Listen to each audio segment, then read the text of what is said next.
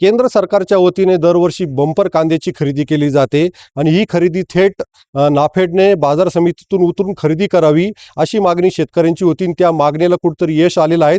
कारण की लासलगाव येथील, पिंपळगाव येथील जे नाफेडचे कांद्याचे गोडाऊन आहेत त्या ठिकाणी अत्याधुनिक कांदा चाळी ज्या आहेत तर त्या उभारल्या गेलेल्या आहेत. आपण पाहू शकतात का या ठिकाणी लासलगाव आणि पिंपळगाव येथे साधारण 5,500 मेट्रिक टन कांदा जो आहे तर तो खरेदी केल्यानंतर ह्या अत्याधुनिक चाळीमध्ये साठवला जाणार आहे.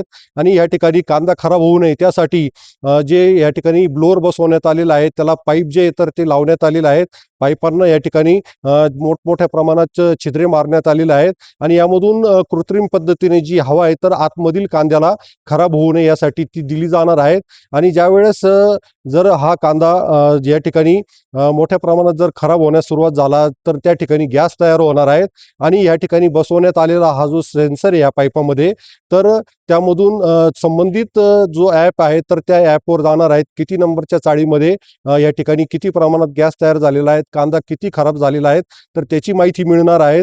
आणि यामुळे केंद्र सरकारचा जो कांदा आहे तर तो खराब होण्याचं प्रमाण कमी होणार आहे. आणि त्याच्यामुळे कुठेतरी केंद्र सरकारला जो आहे तर तो चांगला कांदा जो आहे तर तो मिळण्यासाठी मदत होणार आहे.